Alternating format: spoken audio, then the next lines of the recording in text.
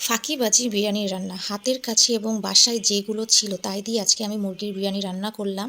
চলেন সেটাই আজকে আমি আপনাদের সাথে শেয়ার করি। তার জন্য আমার লাগবে মুরগিটা কেটে ভালোভাবে ধুয়ে পানি ঝরানোর জন্য আমি রেখে দিয়েছি এবং আর একটা কড়াইতে মুরগিগুলো দিয়ে তার মধ্যে টক দই, আদা, রসুন, জিরা ভালোভাবে মেরিনেট করে রেখেছি এবং আরও মশলা আমি দিয়েছি বাদাম বাটা, জয়ফল, জয়ত্রী, এগুলো ভিডিও নিতে আমি ভুলে গিয়েছিলাম এবং শেষে রাঁধুনি যে বিরিয়ানির মশলার প্যাকেট থাকে সেটা দিয়ে ঢেকে আধা ঘন্টা থেকে 40 মিনিট আমি মেরিনেট করে রাখবো এবং আর একটা ফ্রাই প্যানে অনেক খানিকটা পেঁয়াজ ভালো করে ভেজে বেরেস্তা করে আমি এর মধ্যে দিয়ে দিব এবং আস্তে জালে আমি ভাজবো এবং বিশাল এক পাতিলে আমি বাদাম, কিশমিশ এবং পেঁয়াজ ভালোভাবে ভেজে তার মধ্যে পোলাও চাল দিয়ে সেটাকেও ভালোভাবে আমি ভেজে নিয়েছি এবং পরিমাণ মতন গরম পানি, অবশ্যই আপনারা গরম পানি দিবেন।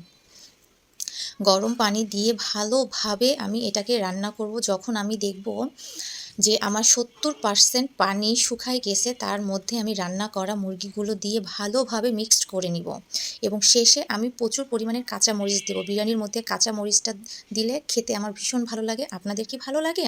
এবং একসাথে দুইটা ভালোভাবে মিক্সড করা হয়ে গেলে আমি ফ্রাই প্যানের ওপরে হাঁড়িটা দিব, তাহলে নিচে লাগবে না এবং সব শেষে আমি ঘি দিয়েছি। ঘিটা দিলে বিরিয়ানি টেস্টটা অনেক ভালো হয়। Thank you.